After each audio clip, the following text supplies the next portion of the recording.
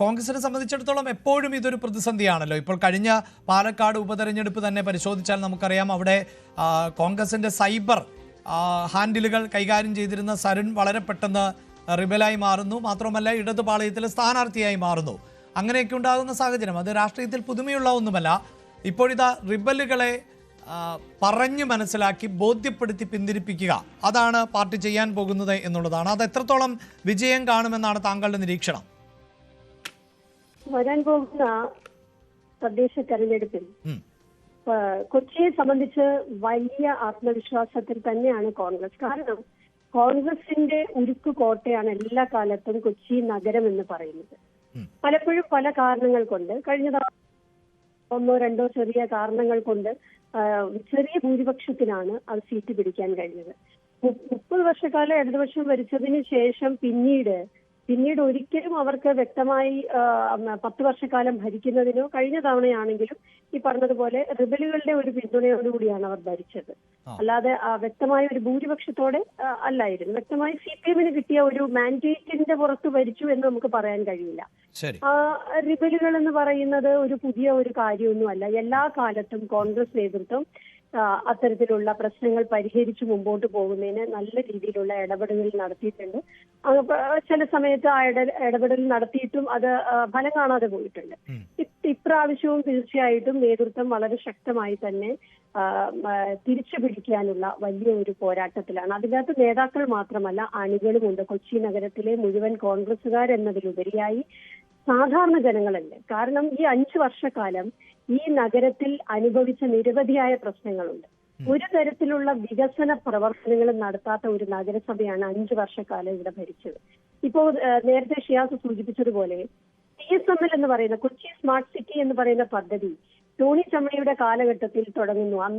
അന്ന് ഭരിക്കുന്ന അന്നത്തെ കേന്ദ്ര ഗവൺമെന്റിന്റെ അടുത്ത് പോയി അത് സംസാരിച്ച് നെഗോഷിയേറ്റ് ചെയ്ത് അത് കൊണ്ടുവരുന്നതിനും അത്തരത്തിൽ നമ്മുടെ നഗരത്തെ അതിനുതകുന്ന രീതിയിൽ തയ്യാറാക്കുന്നതിനും വലിയ പരിശ്രമമാണ് ടോണിയും അതിനുശേഷം സൗമ്യയും നടത്തി. അതിന് സൗമ്യയുടെ കാലത്താണത് നമുക്ക് നടപ്പിലായി വരുന്നത്. പിന്നീട് അതിന്റെ പ്രൊജക്ടുകളുമായി നമ്മൾ മുമ്പോട്ട് പോയി.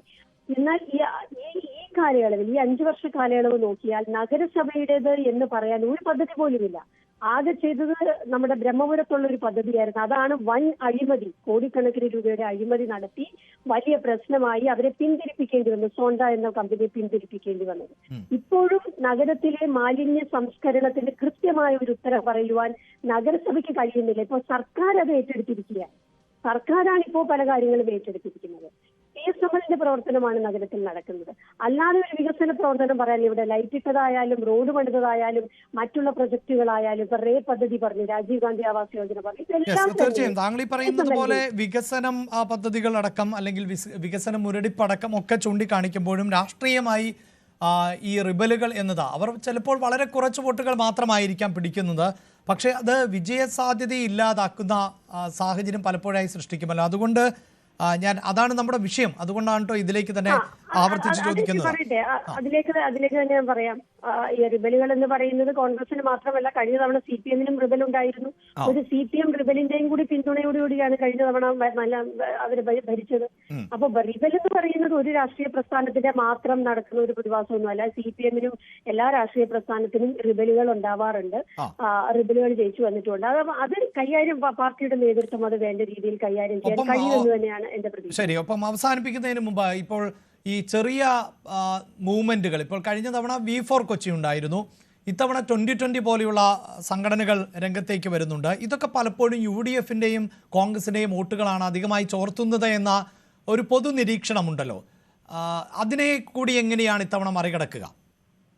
ഈ അതുപോലെയുള്ള അരാഷ്ട്രീയ സംഘടനകൾ പെട്ടെന്ന് ഉയർത്തെഴുന്നേറ്റ് കൂനുകൾ പോലെ പൊട്ടിമുളച്ചു വന്ന ചില സംഘടനകൾ ചില ആവശ്യങ്ങൾ പറഞ്ഞ് മാത്രം അവർ വരികയാണ്. അപ്പോൾ ഈ തുടക്കത്തിൽ ഇവരുടെ ഈ പ്രസ്താവനകളോ അവരുടെ ആശയങ്ങളോ ഒക്കെ കേൾക്കുമ്പോൾ അതില് അഭിരമിച്ച് അത് ശരിയാണെന്ന് ധരിച്ച് കുറെ ആളുകൾ അതിന്റെ പുറകെ പോയിട്ടുണ്ടാവാം. പക്ഷേ ഇപ്പോ 2020-യുടെ കേസാണെങ്കിൽ തന്നെ അറിയാമല്ലോ, ഇപ്പൊ തന്നെ അവർ പ്രഖ്യാപിച്ചിരുന്ന പല പദ്ധതികളും അവരുടെ പഞ്ചായത്തിൽ ഇപ്പൊ ഇല്ല.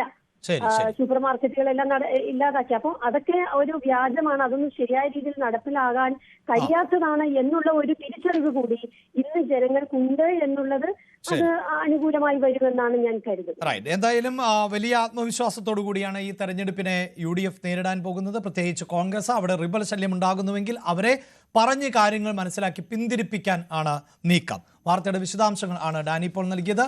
ഒരിടവേള കൂടി.